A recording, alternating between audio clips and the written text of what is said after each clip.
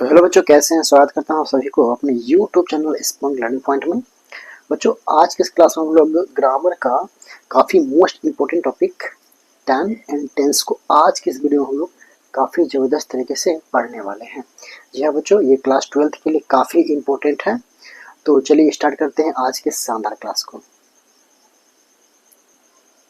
तो आइए शुरुआत करते हैं। सबसे पहले यहाँ लिखा है कि टेंस है ना, टेंस। तो सबसे पहले हम टेंस की परिभाषा को समझ लेते हैं। यहाँ लिखा हुआ है कि टेंस क्रिया के रूप को क्या कहते हैं? टेंस कहते हैं, है ना।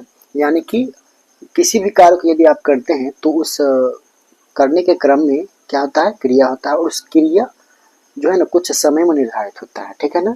कुछ समय में निर्धारित होता है, या वर्तमान समय में हो सकता है निर्धारित, या तो भूतकाल समय में हुआ होगा, है ना, या तो कहीं भविष्य में होगा। तो उन सभी क्रियाओं को जो है ना समय का जो बोध होता है उन सभी क्रियाओं से, उन्हें क्या कहते हैं? टेंस कहते हैं। यानी क्रिया के रूप को टेंस कहते हैं। ओके, देखिए टेंस के जो होते हैं ना मुख्यतः कितने भेद होते हैं? टेंस के मुख्यतः 3 भेद होते हैं। फर्स्ट होता है प्रेजेंट टेंस, यानी जैसे हम हिंदी में कहते हैं वर्तमान काल। सेकेंड पास्ट टेंस, भूतकाल। एंड द थर्ड नंबर हमारा फ्यूचर टेंस, यानी कि भविष्य काल, ठीक है। तो ये टेंस के मुख्यतः 3 भेद होते हैं। आइए हम फर्स्ट जो टेंस का जो पहला प्रकार है प्रेजेंट टेंस, उसको समझते हैं। तो जैसे कि देख सकते हैं कि यहाँ लिखा हुआ है कि जब कोई कार्य, है ना, यानी कि जब कोई क्रिया जो है ना वर्तमान समय में हो, यानी जब कोई क्रिया वर्तमान समय में हो तो उसे हम क्या कहते हैं? प्रेजेंट टेंस कहते हैं, ठीक है ना। यानी कोई भी काम जो होता है ना वो वर्तमान समय में निर्धारित होता है, उसे हम क्या कहते हैं? प्रेजेंट टेंस कहते हैं। जैसे कि यहाँ लिखा है कि राम रीड्स अ बुक। देख सकते हैं यहाँ लिखा है कि राम रीड्स अ बुक, है ना। इसका मतलब क्या हुआ कि राम एक किताब पढ़ता है, राम एक किताब पढ़ता है। तो पढ़ने, किताब पढ़ने की क्रिया जो है वो क्या हो रही है? वर्तमान समय में हो रही है, अतः इसलिए हमारा क्या होगा? प्रेजेंट टेंस ही कहलाएगा। नेक्स्ट एग्जांपल देख सकते हैं, यहाँ लिखा है कि he is writing a letter, ठीक है ना। He is writing a letter, यानी वह एक पत्र लिख रहा है, यानी कि पत्र लिखने की क्रिया जो है वर्तमान समय में निर्धारित हो रही है, अतः ये भी हमारा क्या होगा? प्रेजेंट टेंस हो जाएगा, ठीक है। तो काफी इजी था, ठीक है। आइए हम आगे की तरफ बढ़ते हैं। तो बच्चों अब हम पास्ट टेंस को समझेंगे, ठीक है। यहाँ देख सकते हैं कि लिखा हुआ है कि जब कोई कार्य बीते हुए समय में हुआ हो था, है ना। यानी कि जब कोई कार्य बीते हुए समय में हुआ था, या हो रहा था, ठीक है, या हो चुका था, या होता आ रहा था, ठीक है। तो ऐसी क्रिया को हम क्या कहते हैं? पास्ट टेंस कहते हैं, ठीक है। जब कोई कार्य बीते हुए समय में हुआ था, है ना, यानी कि वर्तमान समय से जो पहले जो बीत चुका था ना, बीते हुए समय में हुआ था, या हो रहा था यानी कि जारी था, ठीक है, भूतकाल में, बीते हुए समय में, ठीक है, या हो चुका था, या होता आ रहा था। तो ऐसी क्रिया को हम जो है ना पास्ट टेंस में हम रखेंगे, ठीक है। ऐसी क्रिया को हम क्या रखेंगे? पास्ट टेंस के अंतर्गत हम उसे रखेंगे। जैसे कि हम कुछ एग्जाम्पल का समझते हैं। लिखा है कि he went home, he went home, है ना। यानी इसका मतलब क्या हुआ कि वह घर गया था, वह घर गया था। देखिए अब घर गया था तो भूतकाल में गया था ना, वर्तमान समय में तो नहीं गया था वो, यानी कि भूतकाल में गया था, वह घर गया था। देखिए इसका जो मतलब हिंदी वाक्य जो है उसी से हमें लग रहा है कि हाँ ये भूतकाल को डिनोट कर रहा है। वह घर गया था यानी कि घर जाने की क्रिया जो भूतकाल में हुआ था, ठीक है। नेक्स्ट में लिखा है कि ही वॉज गोइंग होम, है ना, यानी वह घर जा रहा था, घर जा रहा था। तो आप बताइए, आप ये प्रेजेंट टेंस में यानी प्रेजेंट टाइम में जा रहा था, या यानी कि प्रेजेंट से जो पहले जो बीत चुका था उसमें जा रहा था, है ना, यानी कि समय बीतने पर वो जा रहा था, ठीक है ना, समय बीता हुआ था तब जा रहा था, वर्तमान समय में नहीं, ठीक है। He was going home. Next लिखा है ही हैड गॉन होम, वह घर जा चुका था, वह घर जा चुका था। तो ये भी क्या है? ये भी हमारा बीते हुए समय में हुआ था ये कार्य, है ना, बीते हुए समय में ये कार्य निर्धारित हुआ था, अतः ये भी हमारा पास्ट टेंस के सेंटेंस हो गया, ठीक है। नेक्स्ट एग्जांपल लिखा है कि he had been teaching for 10 years, यानी वह 10 वर्षों से, है ना, वह 10 वर्षों से पढ़ा रहा था, 10 वर्षों से पढ़ा रहा था, है ना, यानी भूतकाल में, ठीक है, कुछ समय पहले जो है वो 10 वर्षों से पढ़ा रहा था, ठीक है। यानी प्रेजेंट टेंस से इसका कोई जिक्र नहीं है, ठीक है। इसीलिए हमारा क्या होगा, पास्ट टेंस में आएगा। ठीक, तो आई होप कि आप लोगों को ये पास्ट टेंस काफी अच्छी तरह से समझ में आ गया होगा, है ना। आइए अब हम थर्ड टॉपिक हमारा फ्यूचर टेंस है ना। Kinds of sentence, kinds of tense के जो थर्ड टाइप से वो क्या है, फ्यूचर टेंस। इसे हम समझने की कोशिश करते हैं। लिखा है कि जब क्रिया, है ना, जब क्रिया से आने वाले समय का बोध होता है, जब क्रिया से आने वाले समय का बोध होता है तो उसे क्या कहते हैं, फ्यूचर टेंस कहते हैं, है ना। यानी कि जो क्रिया न भूतकाल में या न तो वर्तमान काल में, ये जो है वर्तमान काल से भी हट के है। ठीक है, यानी अभी जो कार्य कर रहे हैं ना, वो अभी भी नहीं, कल यानी कि एक मिनट बाद या तो 2 मिनट बाद, 1 घंटा के बाद, है ना, यानी कि भविष्य में। ठीक है, तो ऐसा कार्य जो आप सोचेंगे कि मैं भविष्य में करूंगा, भविष्य में करूंगा, तो उसे हम क्या कहेंगे, फ्यूचर टेंस कहेंगे, है ना। जब क्रिया से आने वाले समय का बोध होता है, आने वाले समय यानी कि जिस समय आप अभी कुछ कार्य कर रहे हैं, तो आप यदि आप कहते हैं कि मैं 2 बजे काम करूंगा, ठीक है, मैं 2 दिन बाद काम करूंगा, ठीक है, ठीक, या मैं जनवरी में काम करूंगा, ठीक है, तो ऐसा कहने से क्या होता है कि भविष्य का समय का बोध होता है ना, तो इसे हम क्या कहेंगे, फ्यूचर टेंस कहेंगे। कोई दिक्कत नहीं होनी चाहिए। ओके, जैसे कि एग्जांपल देखिए आप, यहाँ एक और लिखा भी है कि आई शैल गो होम, है ना, मैं घर जाऊंगा, मैं घर जाऊंगा। देखिए जो कोई आदमी है वो कह रहा है कि मैं घर जाऊंगा, ठीक है, तो यानी कि जाने क्रिया जो भविष्य में होगा, जाने क्रिया क्या होगा, भविष्य में होगा, तो इसीलिए हमारा क्या होगा, फ्यूचर टेंस कहलाएगा। ठीक है बच्चों, तो हम आशा करते हैं कि आप लोगों को काफी अच्छी तरह से समझ में आ रहा होगा। तो चलिए हम आगे की तरफ बढ़ते हैं। ठीक है,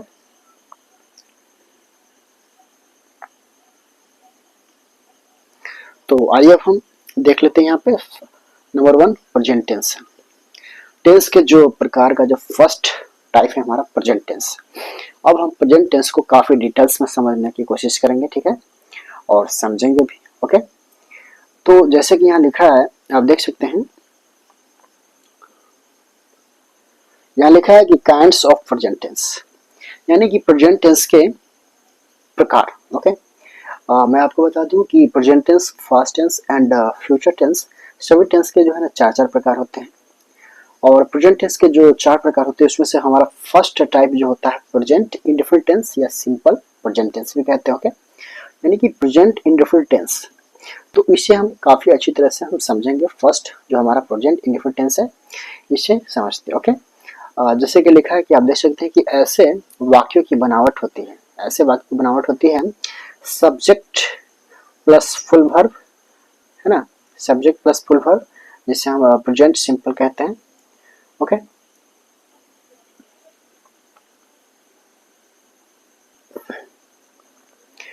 जैसे कि देख सकते हैं यहाँ लिखा है कि प्रेजेंट इंडेफिनिट टेंस का प्रयोग निम्नलिखित परिस्थितियों में किया जाता है। अब सवाल उठता है कि प्रेजेंट टेंस का उपयोग जो है कहाँ किया जाता है। ठीक है, तो प्रेजेंट इंडेफिनिट टेंस का प्रयोग जो है निम्नलिखित परिस्थितियों में होगा। जैसे कि यहाँ पर रूल नंबर 1 लिखा है, कुछ रूल्स के आधार पर जो है प्रेजेंट इंडेफिनिट टेंस का यहाँ पे बताया गया है कि कहाँ पर उसके उपयोग किए जाते हैं। ठीक है, तो जैसे कि फर्स्ट रूल हमारा यहाँ कह रहा है, आइए हम उसे समझते हैं। एक मिनट,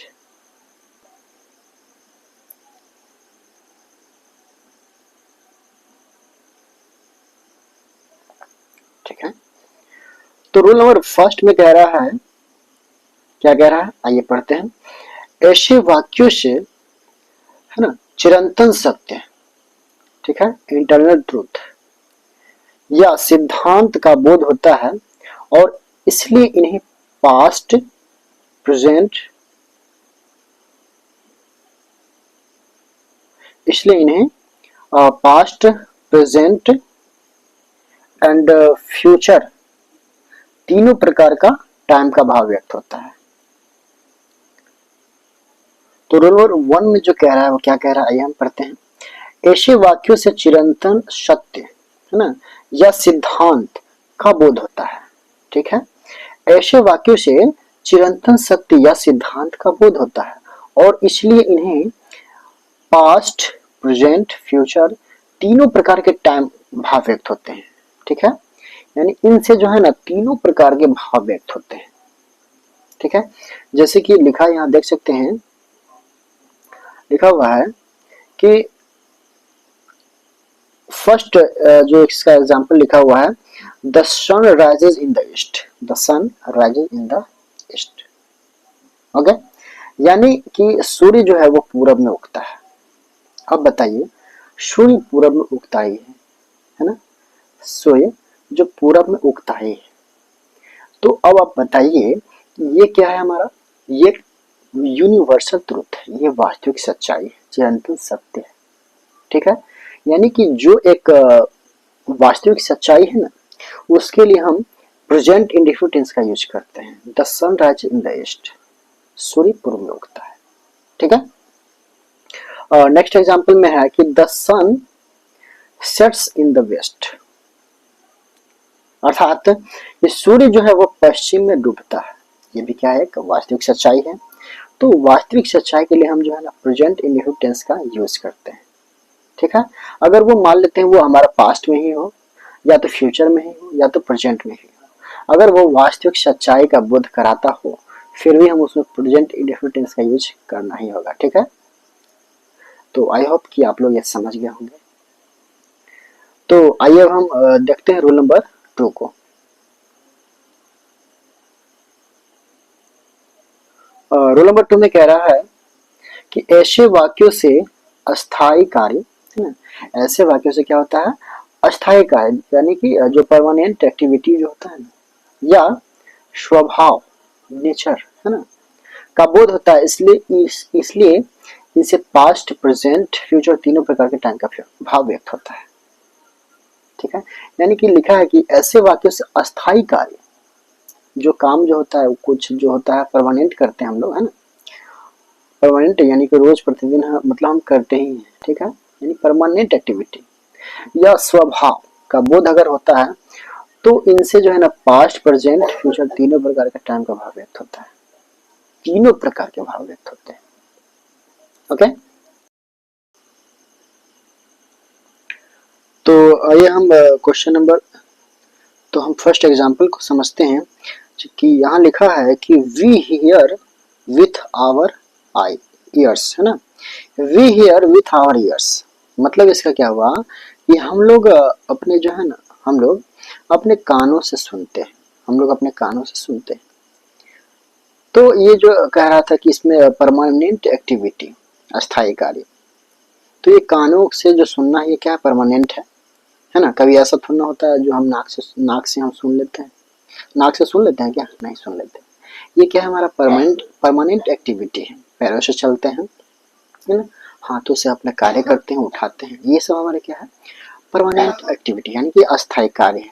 ठीक है, अतः इसलिए अभी हमारा क्या होगा, प्रेजेंट इंडेफिनिट टेंस में आएगा। ठीक है, सेकंड एग्जांपल में है जैसे लिखा है, देख सकते हैं कि we see with our eyes, यानी कि हम लोग अपनी आंखों से देखते हैं। ये हमारा भी क्या है, ये परमानेंट एक्टिविटी, अस्थायी कार्य है। ठीक है, और थर्ड में लिखा है कि द रोज स्मेल्स स्वीट, यानी कि द रोज स्मेल्स स्वीट, यानी गुलाब की सुगंध क्या होती है, मीठी होती है ना। गुलाब की सुगंध तो एकदम मीठी होती है, क्या कड़वी होती है क्या, नहीं ना होती है, यानी कि गुलाब की सुगंध मीठी होती है। ये भी क्या उसका परमानेंट एक्टिविटी ही है ना। फोर्थ में लिखा है कि ही लिव्स इन इंडिया, वह कहाँ रहता है, वह भारत में रहता है। यानी ऐसा वाक्य जो मतलब कहने से क्या लगता है कि वो परमानेंट यानी कि अस्थायी रूप से वो भारत में रहता है ना, अस्थायी रूप से वो भारत में रह रहा है, रहता है ना। इसलिए इस टाइप के जो अगर वाक्य आपको देखने को मिलते हैं, तो आपको समझ जाना है कि क्या है, हमारा प्रेजेंट इंडेफिनिट टेंस है। ओके, तो हम आशा करते हैं बच्चों कि आप लोगों को कोई दिक्कत नहीं होनी चाहिए। तो आइए हम रूल नंबर 3 को देखते हैं।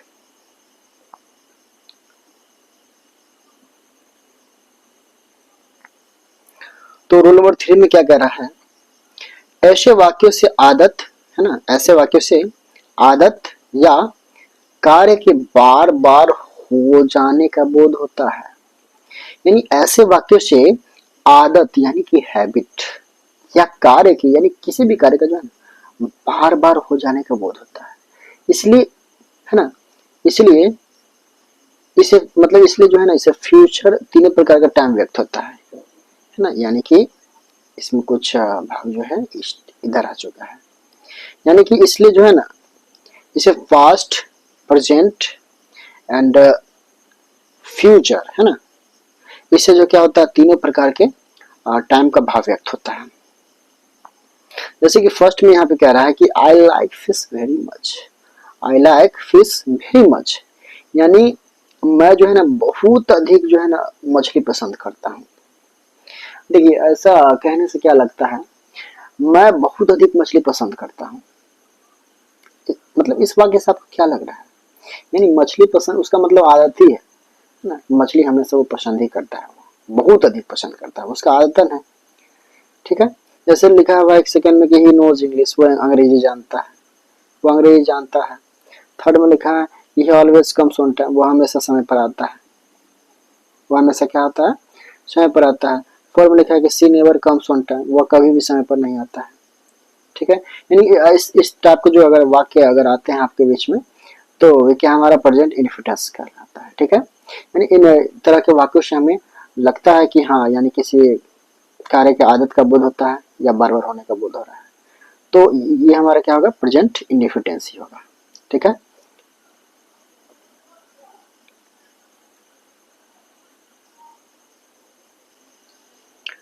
जैसे कि आप देख सकते हैं कि यहाँ फर्स्ट एग्जांपल लिखा हुआ है, क्या लिखा है कि फर्स्ट एग्जांपल में he lives for home tomorrow, he lives for home tomorrow, है ना, यानी कि इसका मतलब होगा कि वह जो है घर के लिए कल जाएगा, है ना, वह घर के लिए कल जाएगा।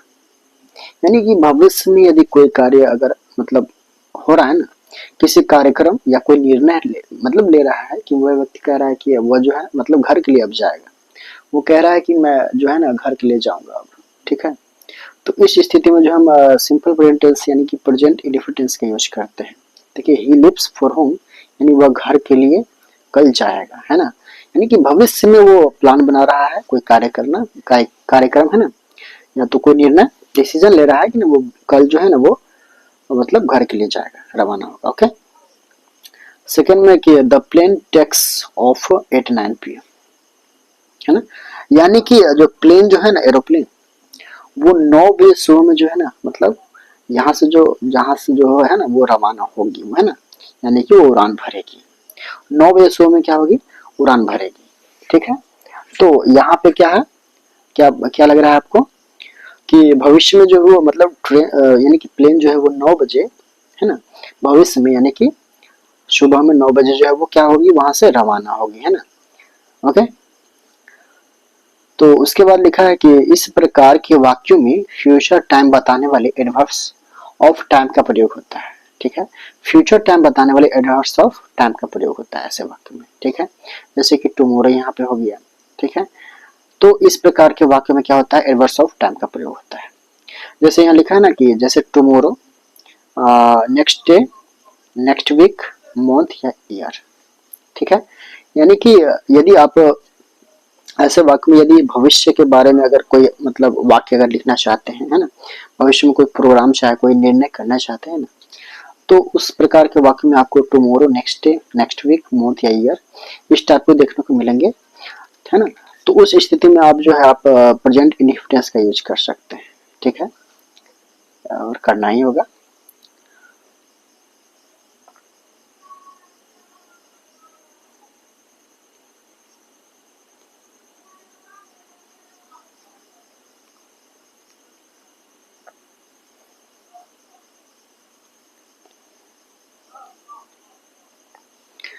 तो बच्चों चलिए आज के लिए बस इतना ही, मिलते हैं नेक्स्ट वीडियो में। ठीक है, नेक्स्ट टॉपिक के साथ।